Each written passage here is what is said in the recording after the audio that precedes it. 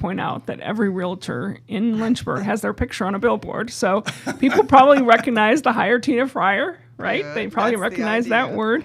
And fortunately, you have that name, right? So it rhymes, so that you had something clever to have on the billboards instead of just your face, which would be clever, but not quite as Did you clever. come up with Hire Tina Fryer? I did not. A gentleman that was doing radio came up with it kind of as a jingle, which I didn't use as jingle, but I did use his tagline. And That's good. That's easy to remember. It's an embedded command. That's Hire right. Tina Fryer. An embedded command. And an embedded command.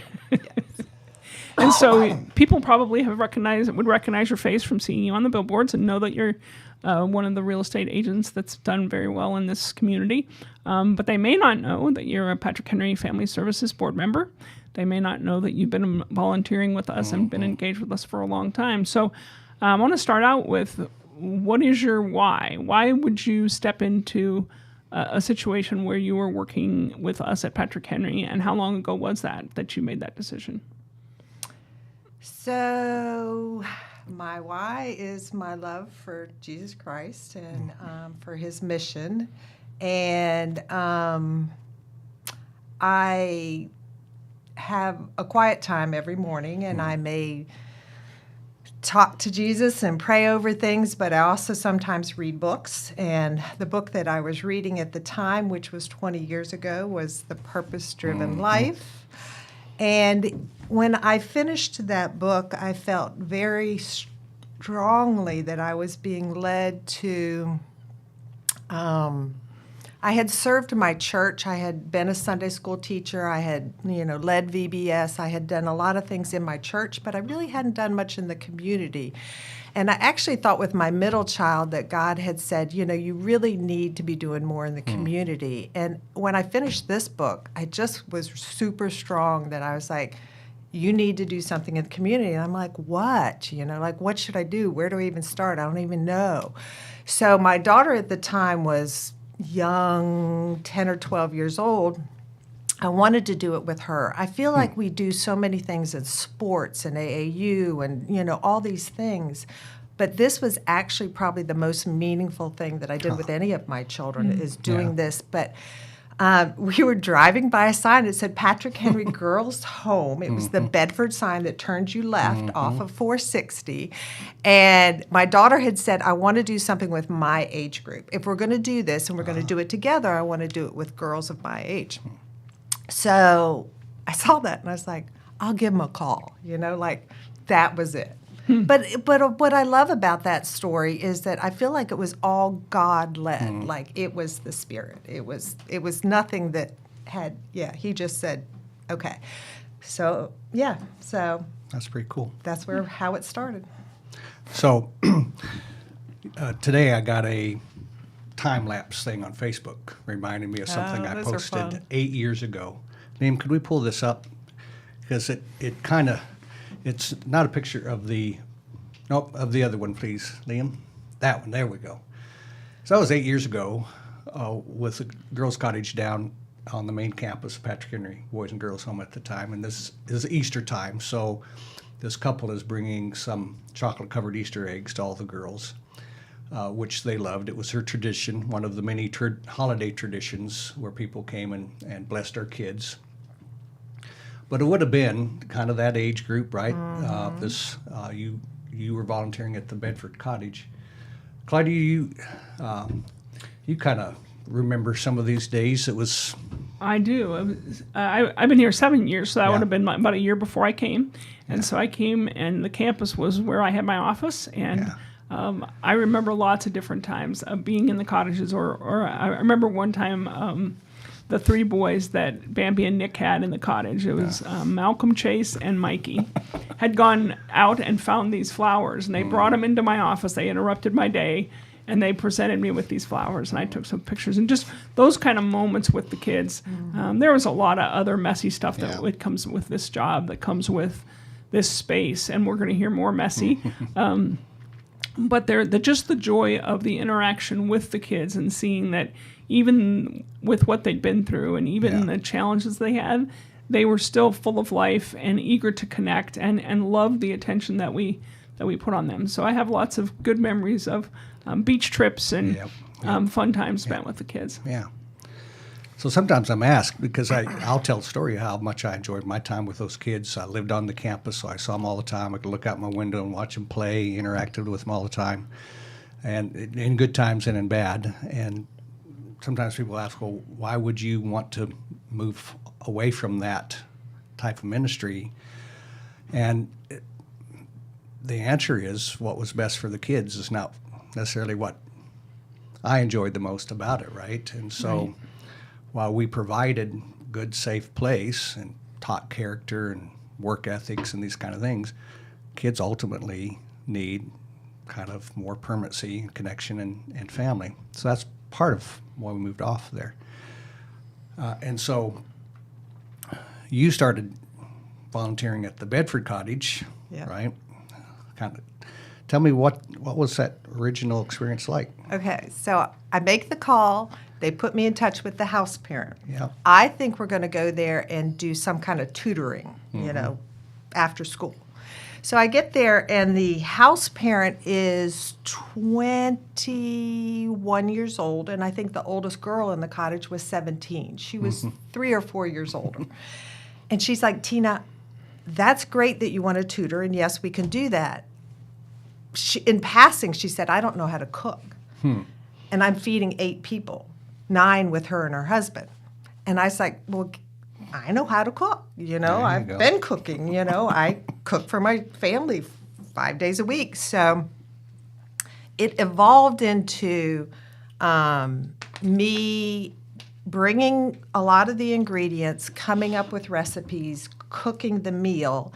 And that actually was a very special time because the girls, maybe 2 or 3 of them, there were 8, would come in, sit on the counters. They weren't allowed to do that, and they talked to us. So that was, it started the sharing, but some of them were just actually interested in cooking too. So we would cook the meal together. Sometimes Kate would be with me if I needed her. Sometimes she'd be visiting with one of the girls. They were to your point, they very much wanted the attention. So we kind of would divide a lot, and she would visit, and this one or that one, they want to share.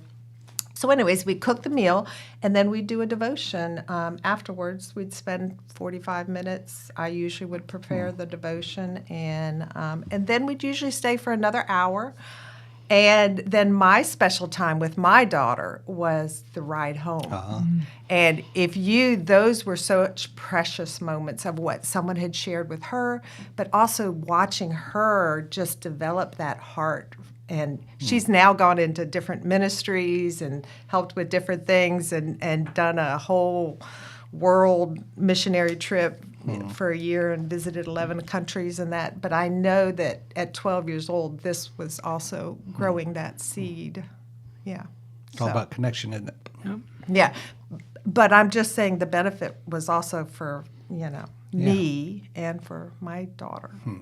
I think that one of the things I get accused a lot of is trying to force people to do things that they don't want to do. And it really does come from a personal passion of me wanting them to have that experience. It's not that I want you to do it for me. I don't want you to come, volunteer at Patrick Henry, or I don't want you to be a Safe Family, or I don't want you to do Care Portal because I need you to do that. I want you to do it because it's going to change you. It is. And so wanting something for them so desperately that I can't stop talking about it. You need to experience this. I just came back from lunch with a woman who we're going to help get 5 of her kids are coming back home next week, and so Care Portal is purchasing some beds. Some LU students are going to go over and help her clean. She's super excited to get them back. And I came back from lunch with her, and I said, I don't know why everybody doesn't do this every day. Why isn't everybody why wouldn't people want to do this every day? We made a connection. I call it sacred space, right? When you're in a space with somebody who's opening and sharing their life with you, and they trust you enough to do that, and you can receive that with grace and without judgment. It's like this sacred space, and I want people to get involved. And so it's the same experience I think you had, where you went into it because God was asking you to do something for someone else, and the result is you did that, and we're going to hear more about that in a minute, but you got something out of it that you may not have been what you were anticipating or what you were doing it for, the reason, but you still had the unintended positive consequence of the relationship with your daughter and what it did for her. What was the hardest obstacle to overcome to go into volunteering and doing something you'd never done before in an environment maybe you hadn't been in before. Was there personal or emotional barriers that you had to overcome? Not so much in the Bedford, that my greatest fear was that I'd forget an ingredient. And I'd be out in Bedford and I'd be like, oh, do I have everything I need? I come in with this laundry basket. And also just the time of preparation for the devotion and that, it takes time and you're busy. And so, yeah, that was just a commitment, but it wasn't a hardship in any way. It wasn't difficult. Annabelle's subsequent story, there were some difficulties in there, but yeah. Okay. And we're going to get to that in just a minute after a commercial. But before we go to our commercial, let me ask you, you chose real estate, right? Is there a story that brought you to that?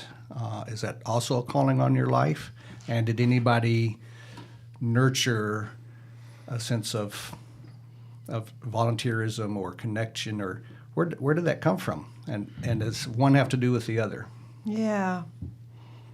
You have to be a people person, I would think, to be a realtor. Yeah.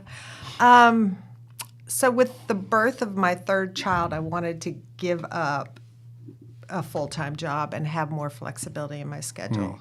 And my husband was a builder, so being a realtor had a natural flow to it, and it gave me some flexibility. So, even like doing this, devotion and time in Bedford, I was able to leave, which if I had had a 5 o'clock job, it might have been a little harder to leave at 3.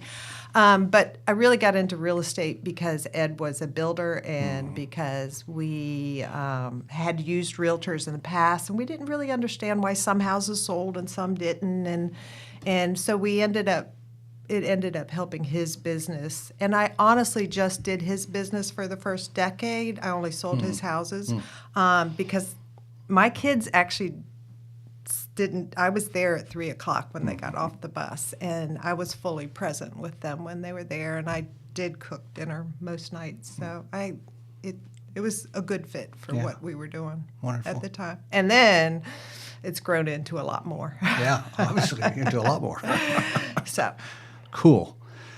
Well, let's take a break. Okay. Right, it's camp season. We're recruiting camp staff and campers and trying to raise money for camperships. So let's take a look at this video.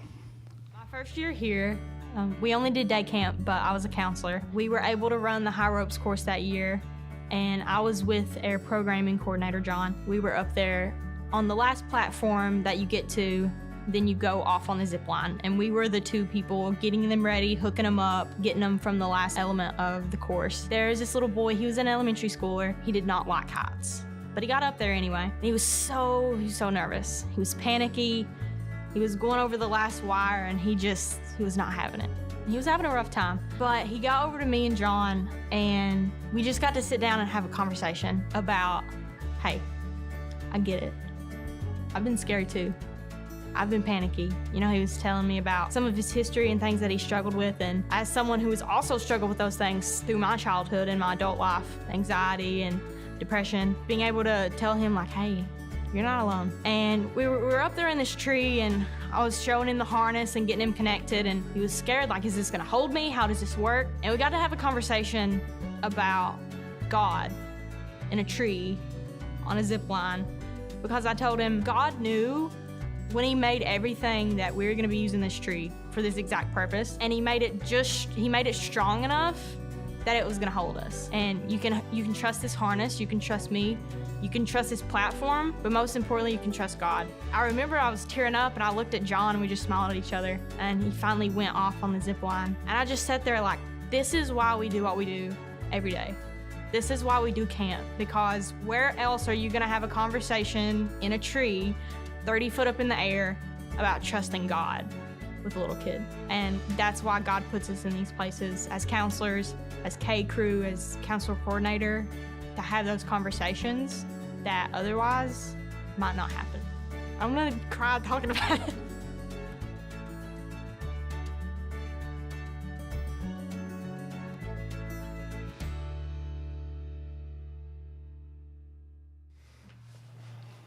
Well, that is what it's all about, right? Right. Whether it was a group home or a camp or Safe Families or Care Portal or counseling, everything we do is about those conversations, connections, meaningful And relationships. meaningful relationships.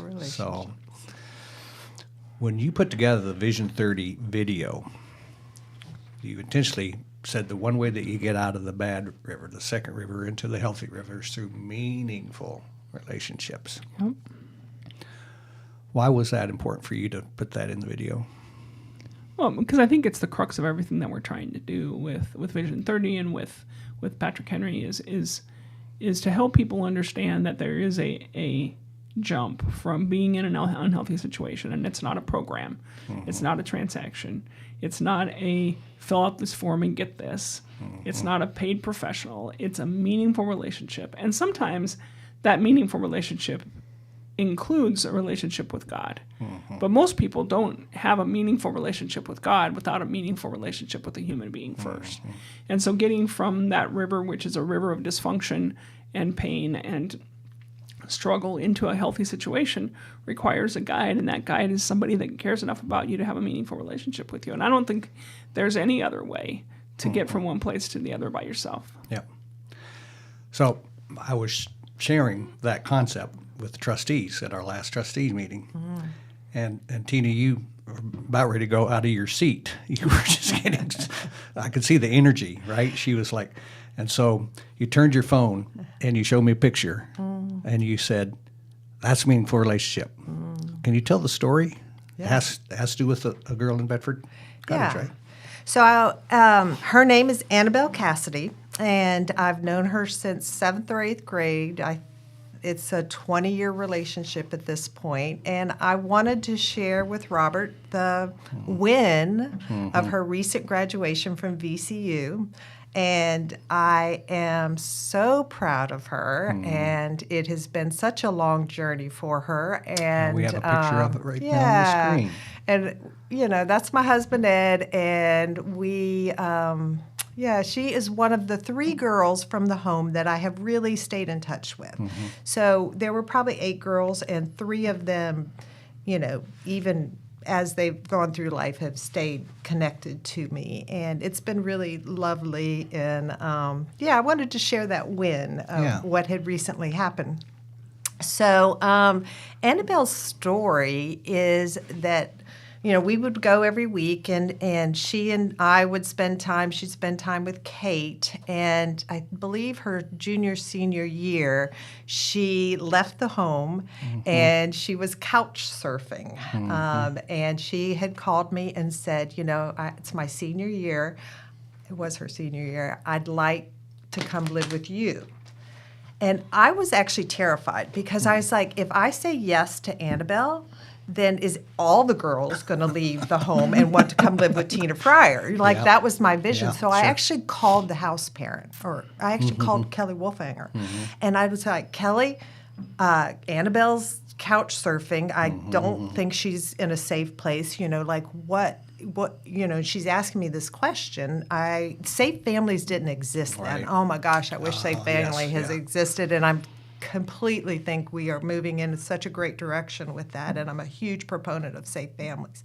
But at the time, it didn't exist. And Kelly said, Tina, I think if you don't say yes, it will end badly for Annabelle. And I was like, okay, with your permission. And then I had to talk to my husband, and then I had a child living at home with me too, and he wasn't very excited about this idea.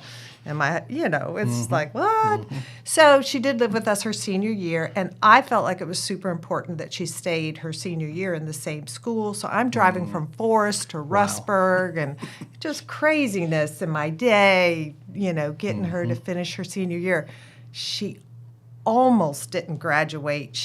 Math has always been a struggle for Annabelle, and we ended up going to summer school. I'm trying to work this job. I have to get my son. I actually have to pay him to take her to summer school so that she can. But I'm like, can you get to VCU with a GED? I don't know if you can or can't, but I felt like I was like a GED versus a high school diploma. Like, I wanted her to have that high school diploma. I don't think she would have gotten it if I hadn't just been like, it's not okay, we're graduating. So she did. So you didn't give up. I did not give up.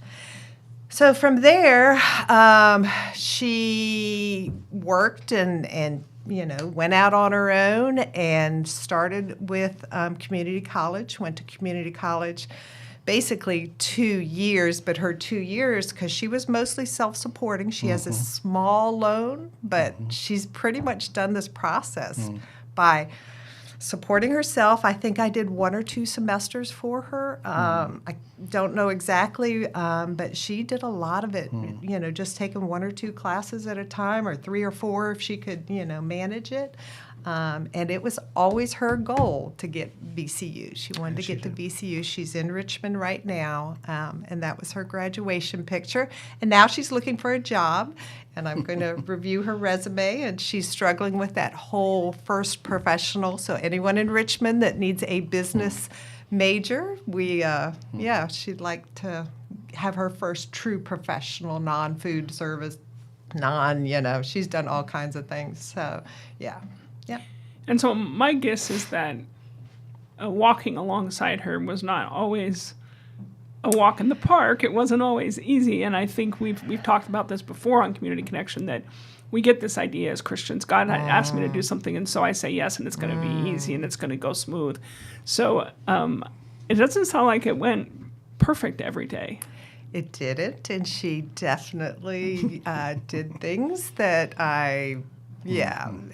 she's a senior, and she was in my home, and because I had not raised her, there were some struggles there, and I can remember going on a trip, and I believe she had people at the house that I did not know about, and they all had fun, and but I mean, it was just everyday struggles too, of just, that math thing was a problem, and summer school was work, and we had to drive her to her first job, and it's just huge time commitment. But it wasn't just me; it was my husband, it was my son, it was all of us, investing in her success and pushing her forward. And she's she'll visit with me for weekends, and we now have what feels like that adult relationship. And besides her mom, I'm the person that is the most consistent in her life for 20 years. So, that's a huge bond. She has said to me, in fact, all the 3 girls that I have had these relationships with, every single one has said, I would not be where I am if you had not been in my life.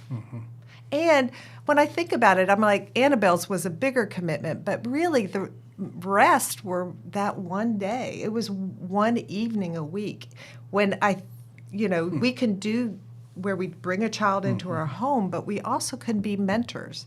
And most stories where they get to the other side of the river that you all keep talking about, there's an aunt, there's an uncle, there's a Safe Families mentor, there's somebody in that system. So I asked Annabelle if I could share her name, and she said I could. And I said, if you wanted me to, what is the most important thing you'd like for me to convey?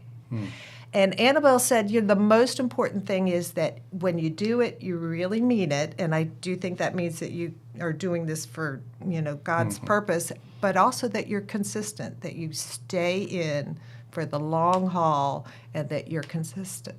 So that's meaningful relationship. It is. And there's even some studies. I know we're associated now with Iron Lives, and Allison has been here.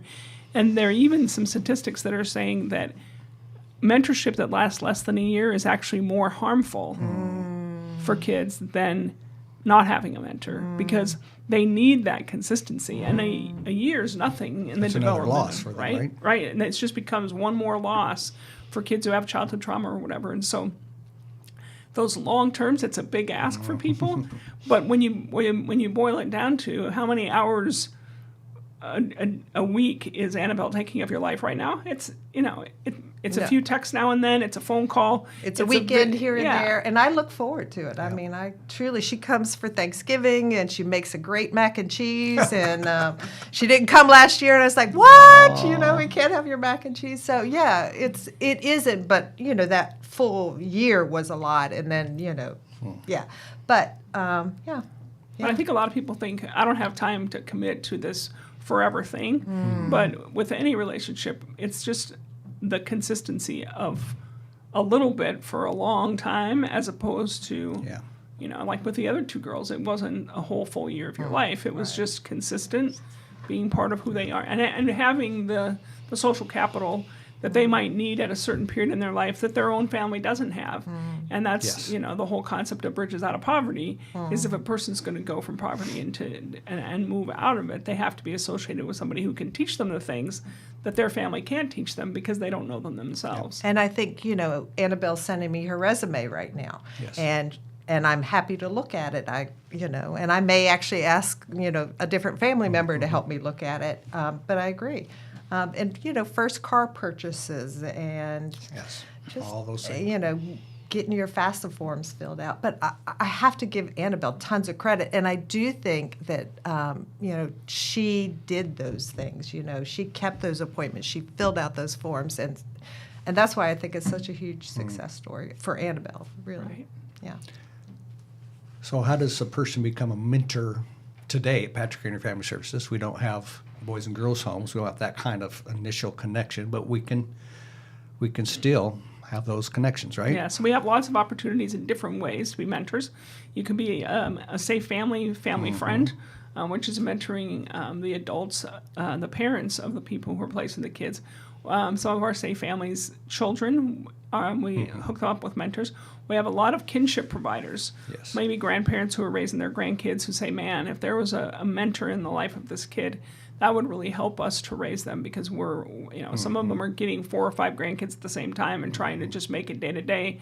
And they're saying, man, if somebody would just spend time with one of these kids. We also have in Care Portal, there's something called Tier 2, which involves mentorship. And we have DSS workers that are putting requests out on Care Portal saying, we'd love to have you do that. So the starting point is to talk to Dan Link. He's our volunteer coordinator at Patrick Henry.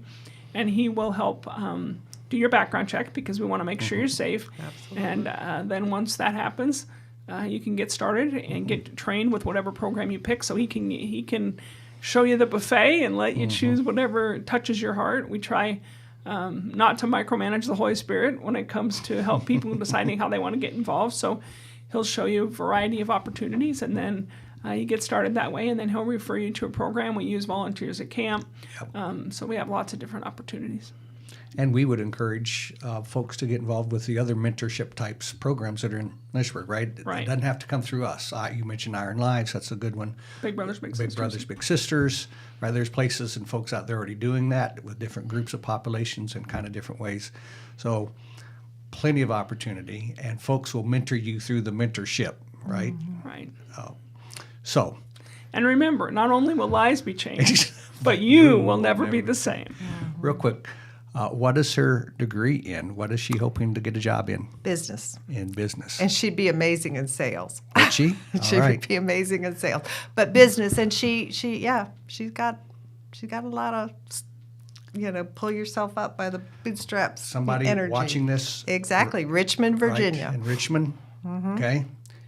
Here's a young lady who showed a lot of grit, a lot of That's the resilience. word I need, grit.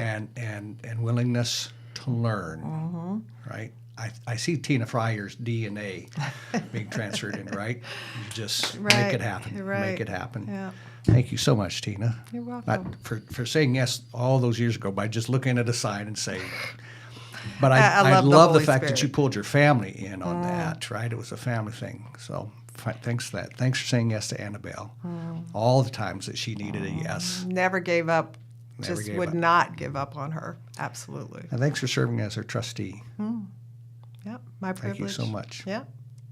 All right. Anything you got to say? We're already over time. We are already okay. over time, but it was worth it.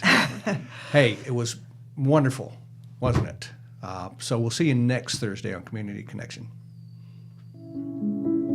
Nobody gets to choose their family. If a person is fortunate enough to be born into a healthy family, then life can be much like floating down a smooth, gentle river in the summertime.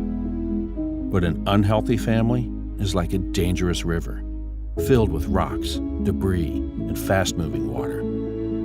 This river swiftly leads to the steep waterfall of adulthood, tragically forming a new river of dysfunction. Even if you aren't born into an unhealthy river, there are many streams that cause a person to get there. But there is only one way to get out, and that is through a meaningful relationship. Across our region, there are many agencies, churches, and families who are devoted to helping children escape from unhealthy rivers. Some feel their role is to wade in and rescue children. They foster, adopt, or provide safe families. Others stand by the river and support the rescuers by providing what they need. Still, others are upstream and stand in the gap to keep children from ending up in the negative situations. At Patrick Henry Family Services, we see ourselves as having an additional role. We are running up and down the shores of the unhealthy river, screaming, "Can't you see the children in the water? You have to do something." Vision 30 is a 10-year initiative. By 2030, we envision a region where all children are safe in their own family, or with caregivers who are supported by a local faith community. So, where do you stand at the river? Are you upstream, keeping families together and strong by standing in the gap? Are you in the river, directly impacting children? Are you on the shore, providing support for the brave folks who have entered the river? Or are you just passing by without noticing? No matter who you are, come down to the river with us. Let us help you find your place. Not only will lives be changed, but you will never be the same.